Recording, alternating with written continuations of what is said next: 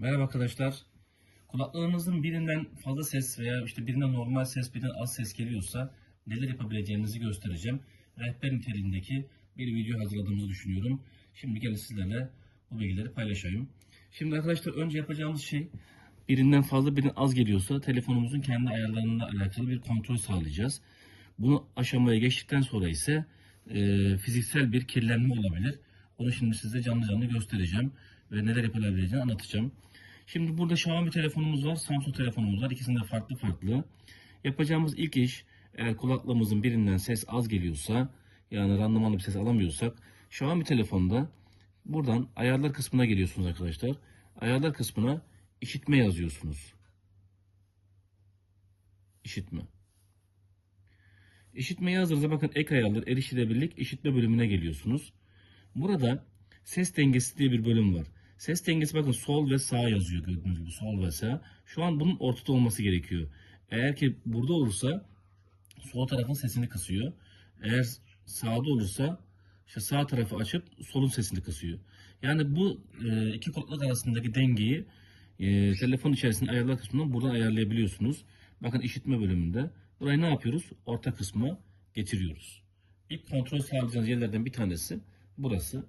Eğer telefonunuz Samsung ise, Samsung telefonda ise, şimdi şöyle yapalım.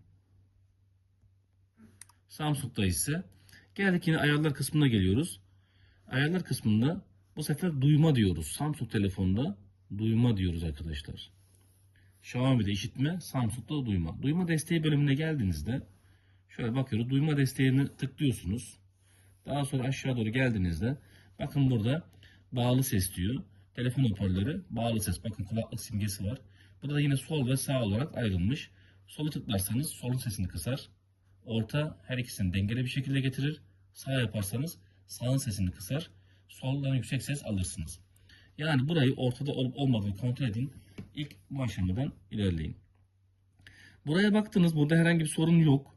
O halde ikinci ve üçüncü aşamaya geçebilirsiniz. Bunlardan bir tanesi resetleme yöntemi. Hangi kulaklığı kullanıyorsanız her kulaklığın kendine ait bir yöntemi var. Ama genelde bu kutunun üzerinde bir resetleme butonu oluyor. Bu butona 10-15 saniye bastığınızda resetleme yapıyor ve yeniden eşleştirme yapıyorsunuz. Bu da sorunu çözebilir. Bir diğeri ise e, bunun kendi yazılımının güncel olup olmadığına bakın. Mesela Redmi bu AirPods 6 yanlış değilsem kendi yazılımı var. Yazılımın güncelliğine bakın. Değilse yazılımı kaldırın, yeniden kurun ve bu şekilde yapın, kontrolünü sağlayın. Şimdi gelelim diğer kısmına. Genel olarak da kulaklıkta kullanıldığı için bu, yani kulaklık bölgesi olduğu için kirlenmeler de olabiliyor ister istemez. Kirlenmeye bağlı bir ses kısıklığı yaşıyor olabilirsiniz. Örnek mesela burada şu kulaklığı aldınız. Şuradaki bakın silikon içerisindeki yüzeylerdeki tıkanma var mı? Bunlara bakın. Bunu ne yapabilirsiniz? Bu şekilde çıkartırsınız. Eğer yedeği varsa yedeğini kullanırsınız. Değilse bu kısmı temizlersiniz. Burayı temizledikten sonra önemli kısım burası. Bu yüzeyde de bir kirlenme olabilir. O halde ne yapıyoruz? Bir kontrol sağlıyoruz. Bakın şimdi ben size el fenerini açacağım. Kontrol sağlayacağım ve yakından zoomlayacağım. Bakın zoomladığımda görüyorsunuz beyaz beyaz bir şey gözüküyor. Gördüğünüz gibi. Burada süngerimsi bir malzeme var.